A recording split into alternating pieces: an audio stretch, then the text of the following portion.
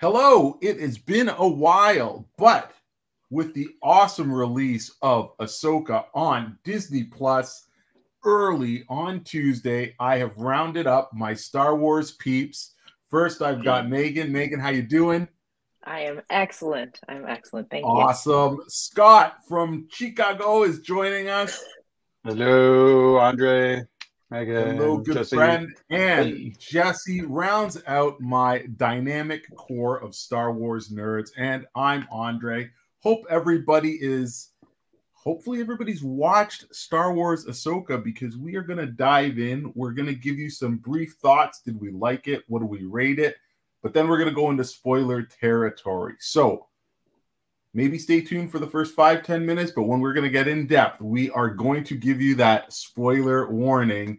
But without further ado, let's talk Ahsoka, or as people have been calling it, and by people I mean Dave Filoni, the guy who created Ahsoka. This is Rebels Season 5. Now, I'm going to kick this one right over to Scott first. I'm going to digress a little bit because, Scott, you watched Ahsoka and then immediately went to watch Star Wars Rebels, correct? I did. So you have been talking it up for a long time, and I've never got. I watched a little bit, but clearly, I saw the first couple episodes and then of Rebels, and so I recognized that some of the people have made the crossover to live action. So it did pique my curiosity a little bit. So I watched the first 2 episodes, and then I dove into I think I'm 7 or 8 episodes into the first season. I think there's 4 seasons of Rebels, right? So still early, but I would say it piqued my interest enough to actually go back and start that. So I guess that's something for sure.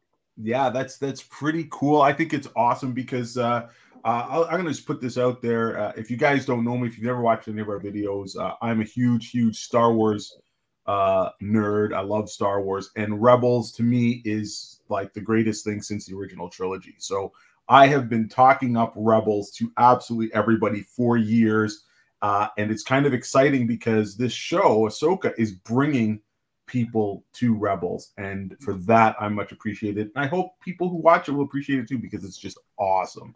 I'm going to go around the table and first ask what people's first impressions of Ahsoka was. And Megan, you want to go first? You want to start us off? Sure. Yeah. I thought it was so well done. There were so many things that were happening. I was like, Chopper!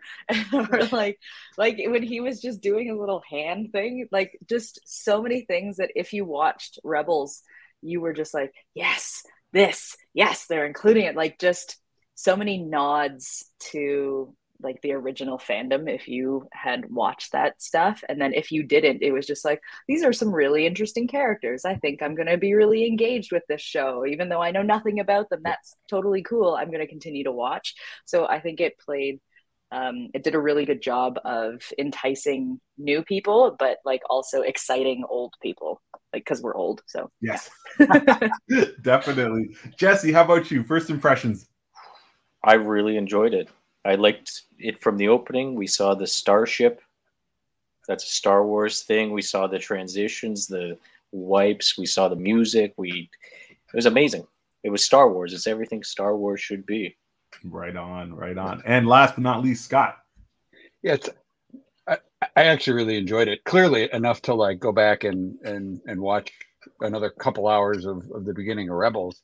I was a little disappointed with the scroll. The beginning, It was just the red, the red lettering just going up as opposed to the drifting off. But it was classic start, right? It had the scroll, it had the starships.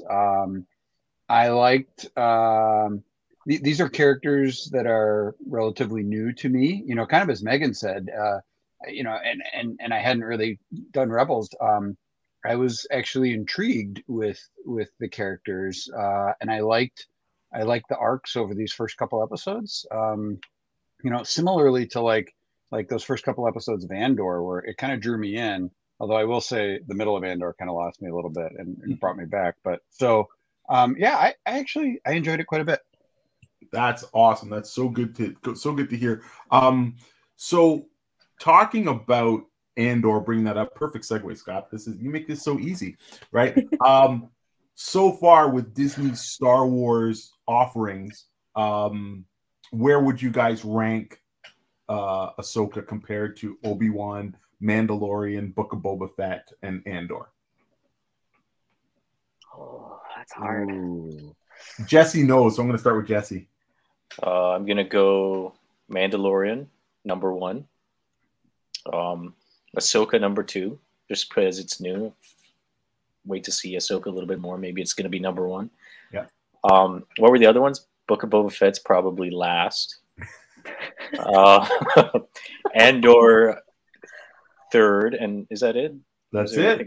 Was there anything else in it? Obi-Wan. I guess that's last because I completely forgot about it.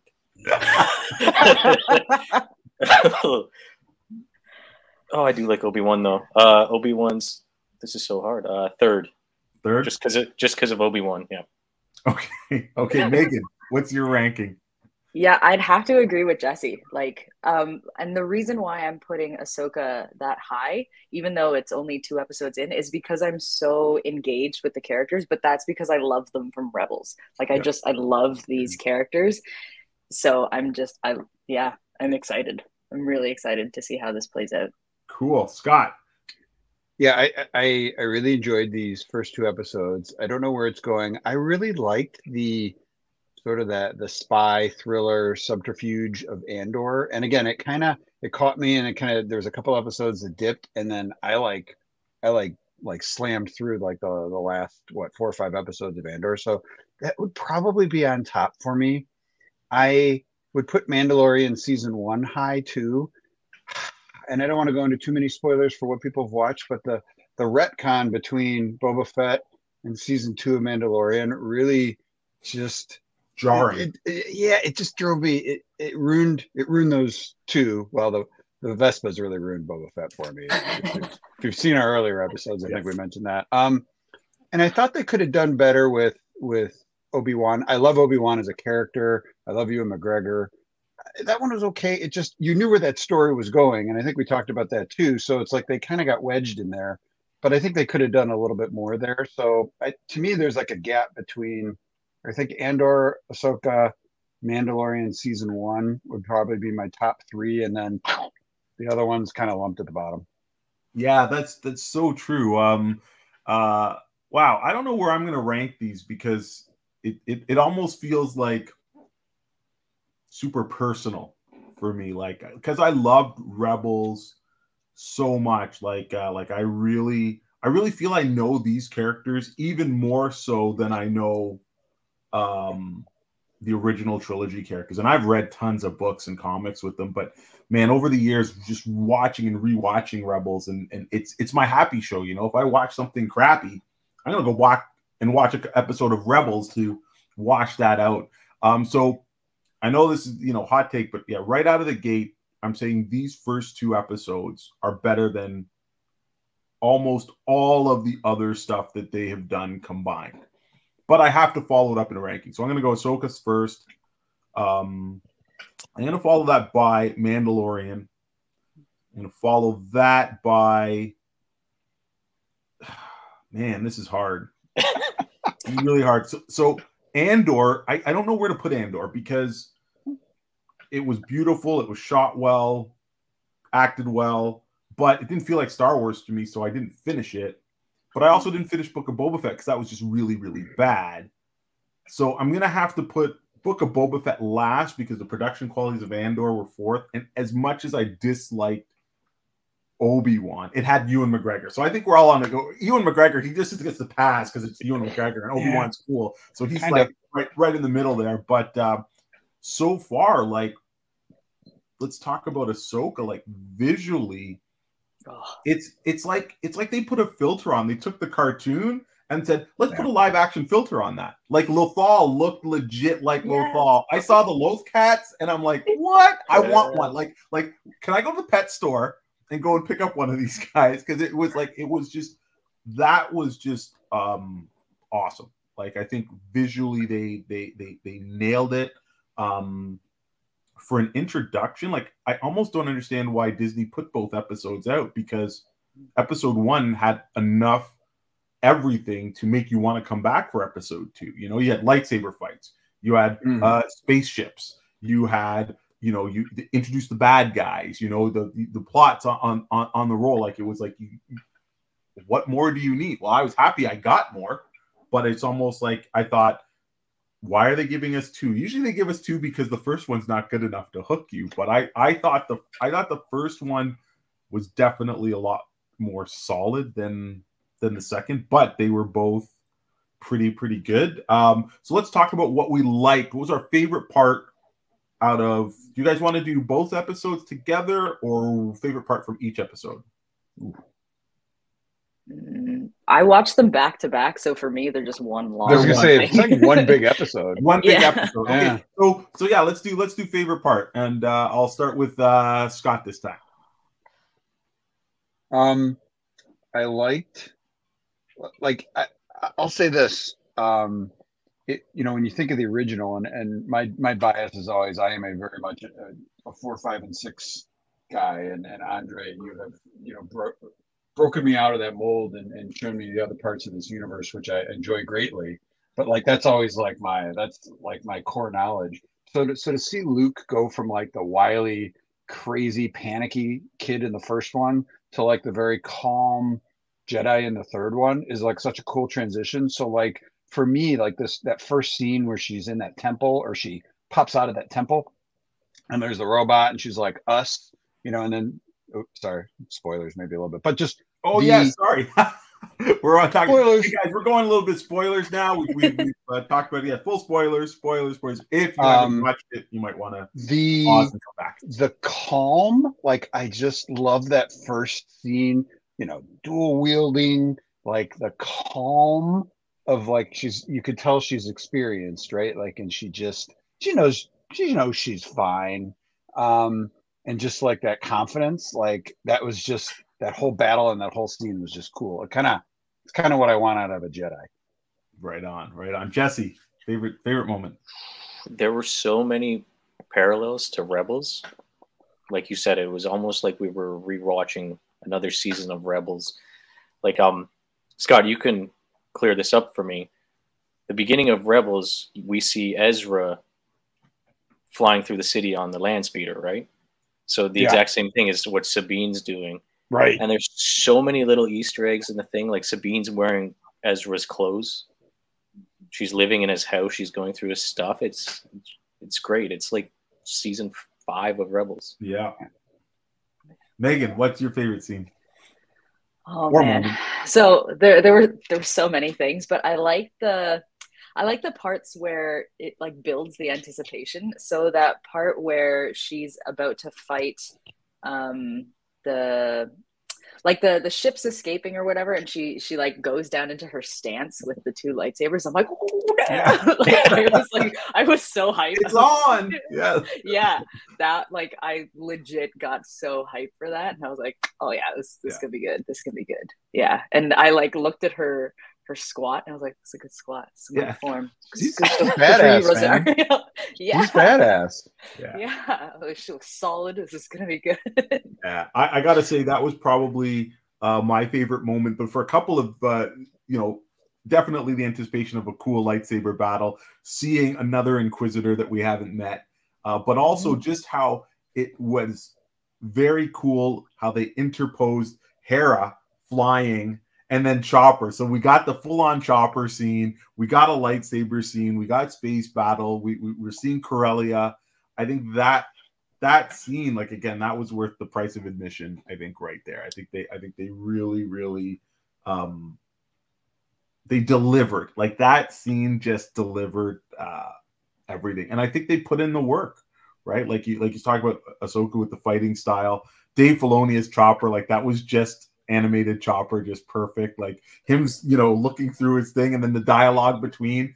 I do have to say this, like, it is hard for me to see the characters but not hear them, because they're not the characters I've been listening to for years. Like Mary Elizabeth as Hera does not sound like Hera, but just she's got it with the dialogue. Like, she's like, no, I didn't go through your stuff. So I think give her 2 years to play Hera, and she might start really sounding it to me. So I think that's the challenge for me. Like I said, it might be unfair, but like I have to compare them to the people that I have listened to for years and years. And while they are different, I think they are definitely trying. So I thought, yeah, that scene was wicked. I think we're all gonna agree on the scene we liked the least.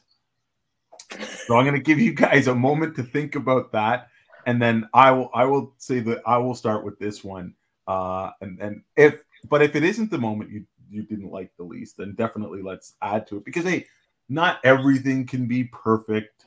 You know, there's always going to be something that detracts you or from something, you know, and we have to be honest about that. But I'm going to say the moment that the super, like, it was a really cringe moment for me was when Sabine gets stabbed with the lightsaber. Mm-hmm. Mm-hmm. I was hoping at that point, I'm like, God damn, this is so cliche. Like, I'm like, how many times is Disney Star Wars going to show us that lightsabers are not lethal? You know what I mean? It's almost like it should come with a warning. May chop off limbs, but if you impale somebody, it doesn't do it. They'll be okay. Yeah, they'll be okay. Yeah. And what's with Qui-Gon, the only dude dying from being impaled by a lightsaber? Reva got impaled twice. She's still walking around, living to tell about it. You know, Sabine got, honestly, I was like, so like flabbergasted. I'm like, please wake up. Please wake up. This is a dream. She's, you know, this is going to be like just like a nightmare. When she woke up and said, Ezra, it's going to be, and I'm like, why would they do that? Like, thoughts? Anybody got any type of idea to justify? To make you watch episode 2. It ends on a cliffhanger, so you have to go to episode 2 if you want to know that Sabine lives or dies. Yeah, but that's the worst kind of cliffhanger, because we've already seen the trailer where she's got short hair. I know, at that point, the first trailer had showed her with short hair, right? But I've seen the trailers, and I knew she lived, but yet I had to watch it. I watched one last night, one today, but I had to make sure she survived, even though I knew at the back of my mind that she survived. I'm like, I'll give you a couple points. I'm gonna give you a couple points for that, but I don't buy that. Like, I can't think of any. It was just what do you got? I was just gonna say that scene bothered me too, because we've seen like lightsabers literally like evaporate people, right? Like, so it's like, oh wow, these are really powerful, or maybe not. The other thing is, I am not, full disclosure world, I am not a swords person expert, but like, it seems more of like a slashing than a piercing weapon.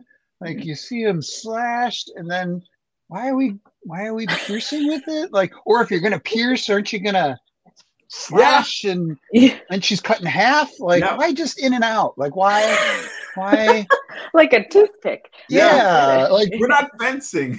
Yeah, right, because fencing's more like you're kind of, I mean, again, I'm no expert, but like, I always see it as more, they're always flashing and hacking and sweeping, and I don't know. So yeah, that I will say that I was wondering where we were going with this, because I'm like, oh man, because that was the scene that sort of bothered me the most. But yeah, now I'm curious, like, I'm always curious how lethal is a lightsaber. Like, I thought it was like you touch it and you get vaporized, but then maybe not, and that's okay. Yeah. I mean, it didn't detract a ton, but a little. Yeah. Did you see Sabine afterwards, after she got stabbed? It was like she was swatting a fly with her lightsaber. Yeah. She took a swing, but the girl just like backed away. Like, it was bad choreography. She still tried. Right after she gets stabbed, though, she's like, yeah. I got one more left in me. Maybe. But theoretically, with a lightsaber, you think that could be enough, right? Like, you hit with a lightsaber, you just go, like, you could like poop, like. Yeah. She was so close. She's like, you would think. Yeah, she could have taken off her her toes, and then she could have just fallen. Or like, well, now's my chance. Yeah. You never know. the scene looked like, okay, I got to make sure I don't hit you, but I got to make it look like I tried to hit you. But she's like, get out of the way. It's like throwing with your non-dominant hand. Just Yeah. You can really notice it if you watch the recap from the last episode. It's funny. It's funny to me. And then she gets up and takes a few more swings like normal. Yeah. But just right after she gets stabbed, she just swatting a fly. Well, I mean, it was like maybe the lightsaber has settings, like lethal, Yeah, right. slightly less, Yeah. even less. Even less. Yeah. Training saber, almost Yeah. lethal, and lethal. Flashlight, flashlight is just it's dark, and so you just need to see. Like in Jedi Survivor. Jedi Survivor. Exactly. Like anytime I can't see. You gotta save power. So that's I think Megan's onto it. We now know why there's switches on the lightsaber. Yeah. So clearly the Jedi, a dark Jedi or Sith apprentice, maybe she just didn't. Yeah, she didn't toggle. She didn't toggle enough. Yeah. That's kind of funny. But hey, perfect segue. What did you guys think of the two new villains? I didn't know who they were, so I was interested. Like, I guess they explained who he was, but I thought it was interesting that it was just like, oh yeah, the only lightsaber was made by that man. Sure, sounds good. Must be that guy. Must be that guy. Clearly, and then nobody could have found it and started using it. Totally, because they're like fingerprint sensitive. Yeah. And then the other chick, it was just like, and there's another one. Well, there's two now. Yeah. So I was like, always there are two. Okay. Yeah. What was that captain thinking? Why is he letting them land on the ship and calling their bluff? Yeah, it's like so dumb. Yeah. What did he think was going to happen? Like, even if they were like Jedi, they're going to tear that. I mean, they could conceivably. I mean, obviously they're maybe the good guys, then they wouldn't tear it apart. But like, don't let those people land on your ship. Yeah. Like, don't do that. Like, no. I think you make a really good point, because I think that would probably have to be just slightly under for a worse moment for me, because it served no purpose to me. Like one of the things I find a lot of television does is they have moments of just raw stupidity, and then you have somebody doing something that's kind of badass, but you're like, but those guys were idiots or they were weak or something. Mm-hmm. Like, if you wanted to do that scene, have the same scene, but maybe have the captain, who shouldn't have been going down there anyways, but what if he went down and there's literally 30 guys behind him, and then he says, oh, let's see some ID, and then they bust out their lightsabers, and then the guy goes, okay, troopers up with shields or something, and then at least you go, okay, he tried, but it's against Jedis, and then you actually see that your villains are, wow, these guys are badass because they took on 30 dudes who were trained, not, oh, it's the fleet crew with the slick back helmets, they can't do anything. And like, what they do, just walk into the elevator and press bridge, and yeah, right? like okay, like it just made the crew look so incompetent that anybody would have been able to take that ship. So you don't get the feeling that these guys are badass until later on, I think, right? But I mean, they have a high-profile prisoner. They're flying in space. They get an unexpected ship that's just going to let it land. Yeah. And then because it had Jedi clearance codes. When was the last time they saw Jedi? 15 plus years. He said he brought half the security detail down to the hangar. That was 8 guys. Yeah. You got 16 guys on this ship. And look how defending the ship. Yeah. With a high-profile prisoner. I mean, come on.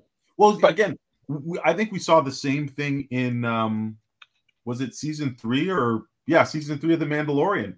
Yeah. Oh, here's a Moff. Let's transport him in this shuttle with no X-wing escorts. It's almost like at some moments Disney has a budget and said no more than 5 people on set or whatever. So it's just like you can't do it. Oh, hey, we got 10 people on set. Can't have any background. Let's not paint people in with the digitally or whatever. It just seemed really off, and that was kind of too bad because it was the opening kind of scene, right? And you wanted to be super excited, but then you go, wait a minute, something doesn't track. No, they should have changed the writing, like you said, Andre. Like, just went down and been like, we done messed up. Should have brought more to exactly, yeah, right? Like, it could have been like that. Yeah, no, 100%, 100%. So yeah, definitely, like, you know, the show is good. Definitely not perfect, but good. And like I said, I still think it was better than a lot of the offerings that we've had so far. Any other moments that we want to touch upon as good or bad? Anybody else got any moments? I like the moment in the hospital with Sabine and what's the droid's name? Hu Yang. Hu Yang. Yeah. Where he's like, you're only wasting your own time, not nobody else's time. And he's like, this is your lightsaber now. You've claimed it. It's yours. You bought it. That was good. It was heartwarming. I think it inspired her to become a Jedi. To chop off her hair. Did you guys notice that was a parallel between Kanan? Yeah, she sat down and with the helmet on the table and like the sword with and the ceremonial knife thingy. Yeah. It was kind of cool. So it's funny because usually I'm a big fan of skipping time and not filling in the gaps, so us as the readers or viewers can fill in the gaps and stuff like that. But it was almost like when they did it here, I was almost like, that's very interesting. I want that story. Why did Ahsoka try to teach Sabine to be a Jedi? Like, where did this come from? And why did she fail? Or why did we got pieces of it? I know we'll get more of that story, but it was instantly, I'd be like, you know what? That might have been a more interesting starting point. Like, hey, we're going to do Ahsoka, introduce Sabine, their training. Why are they training? Like, I'm super curious. Like, you know, one of my favorite episodes of Rebels is when Kanan is teaching Sabine how to use the Darksaber. Man, that is oh, sorry, spoilers, but you'll get to it. You'll get to it. But what's the Darksaber? Powerful stuff. It's like, you know, Kanan's dropping wisdom to Sabine, and we learn a lot about Sabine there. And she's, you know, I can't pick a favorite character out of Rebels. Like, I legitimately love them all, but there's moments there where like Kanan's like, you're not fighting me, you're fighting yourself. You know, you are holding yourself back and stuff. And then it's kind of flipped when they mention this. You're like, oh no, Ahsoka left me. She stopped me from training. I didn't stop and stuff. So I'm like, wow, I kind of want to see what that would be like, because I think, again, two strong characters. And the curiosity in me is like, okay, she's already a Mandalorian. We know that. She's a trained strategist, weapon expert, bomb expert. Why would she seem to want to add Jedi to that resume? And is it knowing that, you know, as far as we know, I could be misinterpreting it, but again, I watched Rebels so much, I wouldn't think she's Force sensitive. And even the droid said, well, you've got barely any connection to the Force. Now we all know, because of the prequels, everybody's got midichlorians or whatever. So everybody, you know, the Force, as Yoda says, it surrounds us, it guides us, it penetrates us. It's all about us. But that doesn't mean you can be a Force user, right? So maybe you could understand the philosophy. So I don't know. Would it be like, I don't know if we've got another real world parallel to it, right? Like, I guess, you know, trained is something, but you don't practice it. I don't know. I don't know where that would. Did she choose to like take up that lifestyle or the training because of Ezra? Like, that's how she's paying tribute to his sacrifice or whatever? Because in the message, he was like, you need to continue. Like, it doesn't stop with me, kind of thing. And she must have been like, okay, time to be a Jedi. So it could be. Took it literally. I don't know. I think Ahsoka. I think Ahsoka stopped training Sabine because Sabine reminds her too much of Anakin. Yeah, I think that's what it is. I think they draw the parallels between Sabine and Anakin, like Sabine Ahsoka and Ahsoka Anakin. Yeah, that's interesting. Okay, Jesse, elaborate a little bit more on that. I hadn't considered that. Well, Sabine's strong-headed. She's got her own will. She can do what she wants. She's competent, like you said, and that's basically Anakin.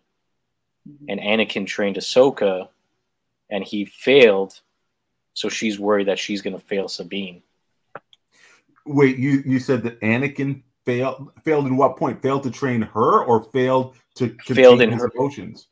Failed to train Ahsoka because she left the order, he wasn't there for her.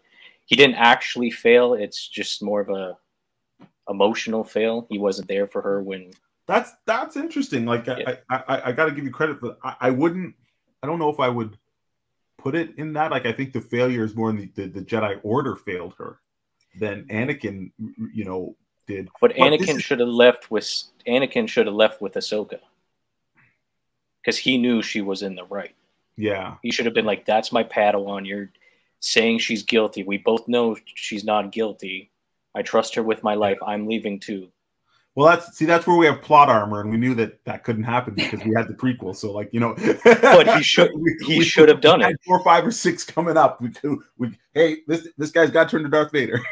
And then when they meet again, he kind of looks at her, and she looks at him like, "Yeah, I kind of screwed up with you. I should have left with you." Yeah, and that's why in the end of Clone Wars, he goes and finds her dead body, like putting her to rest. Yeah, I think Anakin always thought he failed Ahsoka, and Ahsoka thought, like, what could have been with him. Yeah, that's interesting. I guess we'll have to cut back once we get more of the story between Sabine and Ahsoka, because again, I'm a very literal watcher, and certain lines really speak to me. And I guess maybe I fixate on them, but they're definitely lines that are huge. Sorry, Scott, more spoilers, but man, once you get to these, you're gonna love them. I mean, it's only been out for like 6, 7 years now.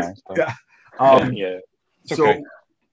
When we see the duel between Ahsoka and Vader, and she says, "I will avenge my master. Revenge is not the Jedi way. I'm no Jedi." And she breaks out the things, and it's like the coolest moment because we're like, "Whoa, what is this?" We're seeing the white blades. She even says that in Mandalorian, right? She's like, "I'm no Jedi." Hey, train Grogu. I'm no Jedi. I'm like, she's so. Again, I guess maybe we're gonna see, barring where this timeline is, we're gonna see either she reconciles and says, "Okay, no, I will walk the path of the Jedi again," and that's why she maybe took on Sabine, because a Jedi needs a Padawan. But I think it's almost fitting that she wasn't part of the Order, and that you can be a force for good and you can be a force user, but you do not have to walk the path or follow the Order. You are your own person, and I think that's ultimately, to me, one of the things that I really liked about the evolution of Ahsoka's character. Like, she was so sure of herself. Like, we watched if you watched her from the beginning, from the Clone Wars movies, she's an annoying kid. She knows everything until she doesn't know everything, and then she realizes, and she learns, and she grows, and she matures. So then when you get to that point where she walks away, basically, leaving everything she's known, but heads held high. So when we see her again in Rebels and she's not that, you're just like, wow, this is great. Like, she's even wiser. And then we see her at the end of Rebels with the hood, and we think, holy crap, she's leveled up. She's gone Gandalf. She's Ahsoka the Wise, right? So again, I really like that. So I hope that we get more of that. And I guess I'll say too that it is. Scott mentioned the amount of times. Like, I think that's also one of the hard things for me, is because watching the show so much and so frequently, the wheels have turned in my head for years of kind of where I think the show is going, or not the show, but where I thought the characters were going. So I'm gonna have to, knock those nuts and bolts out of the head and be like, okay, let's just watch this ride and go and see where Dave takes the story. So I don't know if you guys feel a little bit of that sometimes when you watch things or reading books. I know, Megan, you're a big avid book reader, and then you watch the movies, and then you're like, oh, we're continuing it. And sometimes you're like, okay, this is where I want it to go, because you've been imagining it for years, right? So yeah, sometimes when it doesn't match up, I'm like, okay, so it's just not canon. That's fine, until it like starts to become something that I like. I'm like, just kidding, it is canon. Yeah. feel So like I true. needed like the book version because, like, you know, Ahsoka, you know, is very, she's a person of few words, you know, and but like I think, you know, Rosario Dawson does a really good job with her body language, her facial expressions, her, you know, her sort of demeanor around different people, different characters. So like I almost want to read the book and be like, so that, you know, the narrator will be in her head or, you know, like, and, you know, but you almost get it. I'm just kind of dying to know what exactly is she thinking, you know, because you see her look and she tilts the head a little bit or she shifts her weight and just a very, very cool character. Yeah. Yeah. One of the best characters for Star Wars in the past. Like I think of any Jedi, sorry to cut you off, Megan. I think of any Jedi, I think we've seen the most of Ahsoka's journey, and I think she's really unique. Like, yes, we saw Luke, but Luke was older when he became, and he didn't have all the training. So I think she's what a cool character to view kind of the Jedi Order through, you know. Yeah. I'd like to add to your point, Scott, like everything she does is with intentionality. And I really, really like that aspect of her character, because like Andre said at the beginning, like when we're first introduced to her, when she's a cartoon, she's like all over the place and like flippy and like a child. And then she slowly progresses until you see that she's this mature, like, I only do things because they make sense, and this is what I'm going to do, and I will talk slowly and move slowly because this is what I want to do, so this is my time. And I love that. It's so good. Yeah, she's got such a strong sense of purpose. Like I think she's methodical. She's thought it out. This is the action I'm going to take, and you know, kind of like she's like a river. I'm going in this direction. You go around me, you know what I mean? Like, it's just, and I think, Scott, you nailed it. Like, when Rosaria's, like, she's got that sense of just like presence and physical acting, and I think maybe she knew she had to bring something more to the character, right? Because like, again, keep going back, like Ashley Eccleston, who voiced the character, brought Ahsoka to life, like, you know, just amazing, right? Like, just the hearing her voice change and grow with the character and all that stuff was just phenomenal. So I think, we're now seeing a different part of her. And even if you go back and you look at all kind of Ahsoka's like wardrobe changes, and I don't want to say costume changes, but you just see how she evolves and stuff like that. It's definitely, that plays a part in defining the character and the role and stuff. So yeah, super, super cool to see. All right, so let's talk a little bit about some of the other characters. We did mention the two Jedi for hire, or dark Jedi for hire. Like, they're like, at one point he's like, oh, it would be sad to kill them because there's so few Jedi left. So I wonder if he really thinks he's still a Jedi, even though he's, you know, and is he working for hire? I thought that was an interesting dynamic because, you know, even if you were a dark Jedi, would you be for hire? Like, what would you need money for? You've got so much power, you could take what you wanted, even if you were doing it to stay off the radar. Like, you know what I mean? You will not charge me rent this month. You know, I will take the speeder. You know, like, what are you paying for? You don't need anything. Doesn't he kind of remind you of Koboth? He just wants power, because he said that thing to his apprentice. His apprentice, yeah. Like, oh, when Thrawn comes back, we'll have ultimate power. Yeah. He says something like, you'll have more power than you've ever dreamed of. You've ever dreamed of. Yeah. So maybe he's just after the power. Thrawn, he helps Thrawn out. Thrawn makes him his Jedi. Yeah. Maybe it has to do with the fact that, because when Hu Yang was describing who like the lightsaber belonged to, he said that, he fled after Order 66, where he had no power, right? So he was relinquished of all of that power from people that he trusted. And so maybe he's just like hoping to get some of that power back, so he never feels powerless again. Like, he'll never feel like he is surrounded by people that he is, I don't know.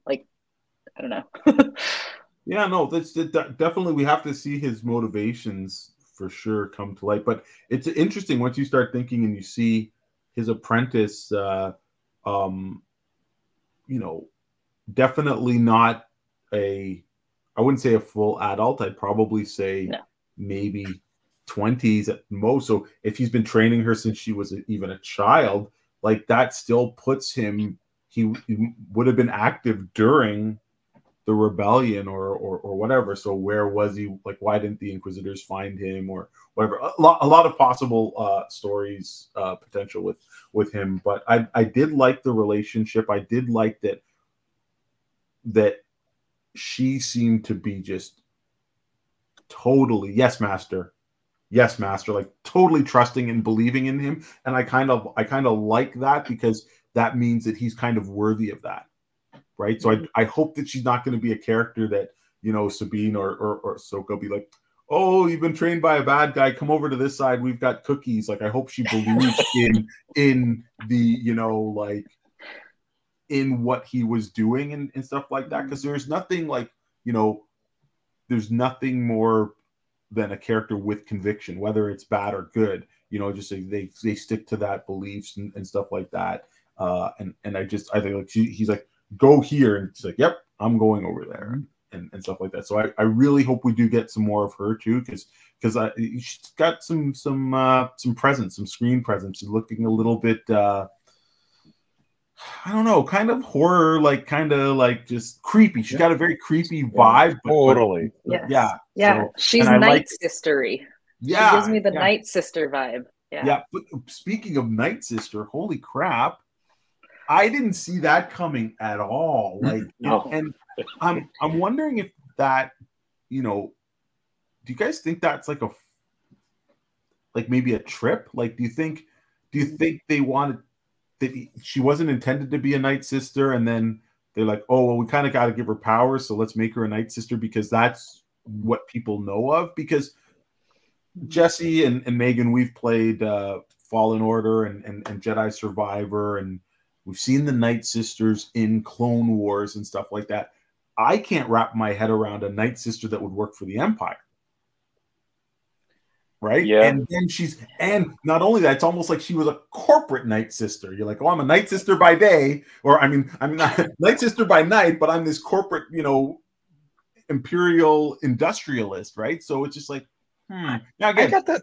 You could broaden horizons, but I don't know their history. Like you know, that's definitely developing. I saw her as sort of Empire adjacent, you know, like she has an agenda. It seems to line up for the moment, but you're right. I mean, you know, she has little corporate ties. She has these little mystique, you know, magical type ties. But I have a feeling like once she's got what she wants, like maybe the Empire goes this way, she'll go. If she wants to go that way, she's going that way. I didn't really see her working. I know the Empire's sort of non-existent right now, but like I didn't really see her working for it. Just sort of seemed to be working for the moment. But she's an accomplice. What did they call her in Mandalorian? She was closely tied to, I think Thrawn was her, for lack of a better word, master. Was almost not master, but she worked closely with Thrawn and stuff like that. And I guess for a little history for you, Scott, the Night Sisters are a race of Force users. They had their own planet, and they basically got wiped out by the Empire, right? So and they were scary. They were, you know, they were scary. So anyways, I guess there's a lot to dissect, and I guess the reason I was thinking is it a trip is because like when Ahsoka was fighting her, I always wondered how she could stay toe to toe with a Jedi. So I guess maybe at that point, maybe we should have thought about it, but I still can't see.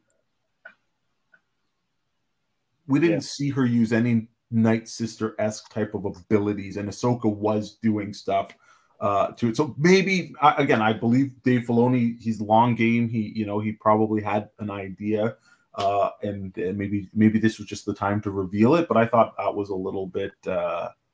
Maybe he. I don't want to say out of left field, but kind of out of left field. I said it. No, I don't. Maybe he played a Jedi Survivor because he's got Jedi Survivor feels. Yeah, going off to a different universe, Night Sisters running around. Like, yep. Maybe. Maybe they show up. Man, that would be Yeah. Did you guys see when they showed the projection of the star map or whatever, and then it beamed new thing, and then it had this ring of things, and it had those like giant whale, like those sea whales, and I was like, yeah, the turtles. The turtles, yeah. Yeah, I was like, we're gonna see those because we're gonna fly through them, presumably. Yeah. Those are fun. You have no idea, Scott, but those are great. Don't worry, Scott. Yeah. Oh man, honestly, we're gonna get so many messages in this as you catch up to Rebels. You'll be like, oh my god. Yeah, it's gonna be awesome. I might start watching it again to join you on this too. So that's pretty good. So, all right, I am going to ask. We'll start closing this up. It's been a fun topic and stuff. So, predictions or thoughts to where you think it's gonna go or how it's gonna get there. Give you guys a minute to stew on that, and I'll start. I think we are going to see the first couple episodes we've seen. I think they're going to build up the crew a little bit. I think we're gonna get to the Phantom. We've seen the Phantom. We're gonna get to the Ghost. We're gonna meet Hera and Kanan's son, and then we're gonna see Zeb.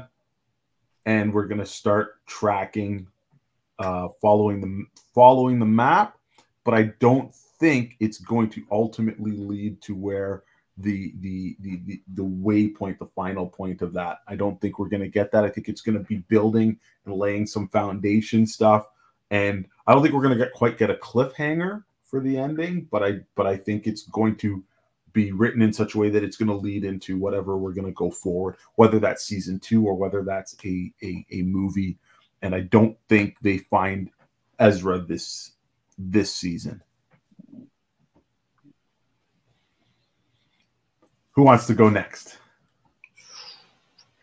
I think we're going to see Thrawn, and we're going to see Ezra, and they're going to be best buddies.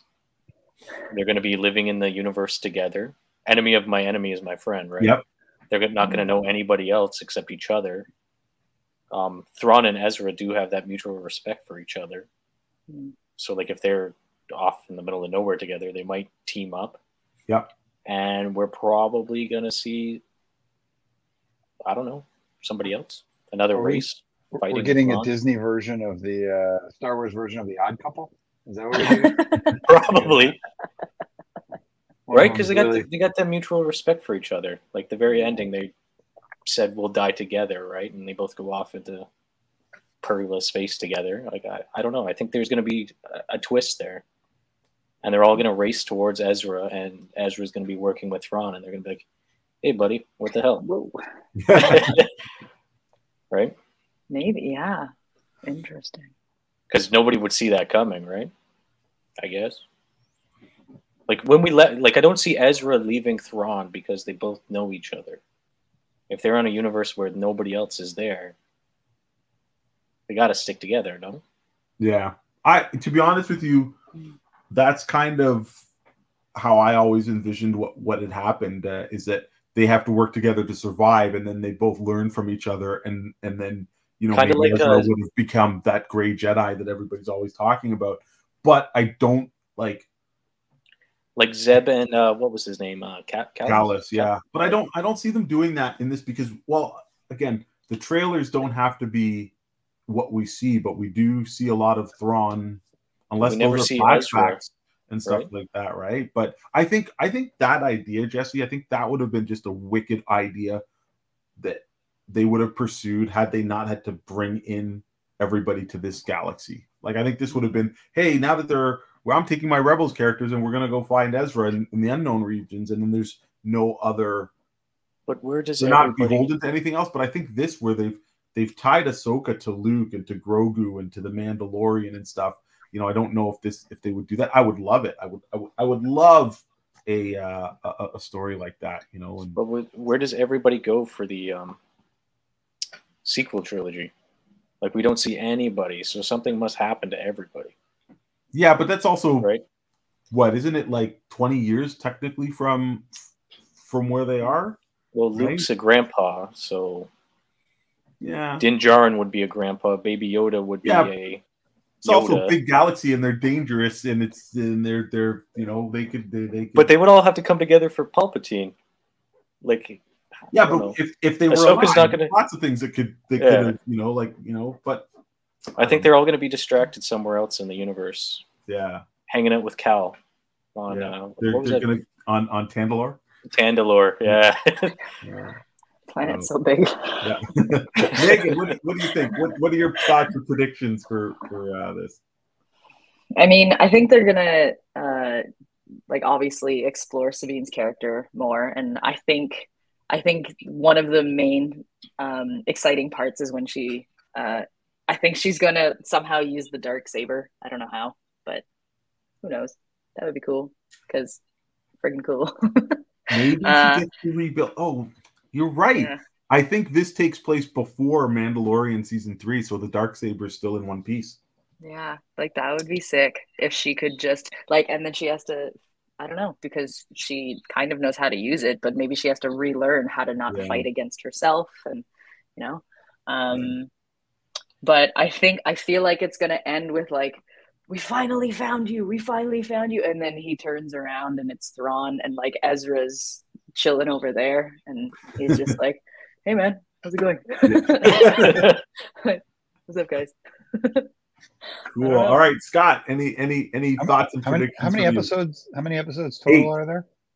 8. Wow. So I kind of think I agree with Megan, and I don't know as much as the backstory because I'm just diving into the Rebel stuff, but I kind of get the sense that like this is going to end with like a, maybe not a cliffhanger, but like sort of a Thrawn type, like he's going to be in the last, I don't know, 10 minutes, 5 minutes of like episode 8.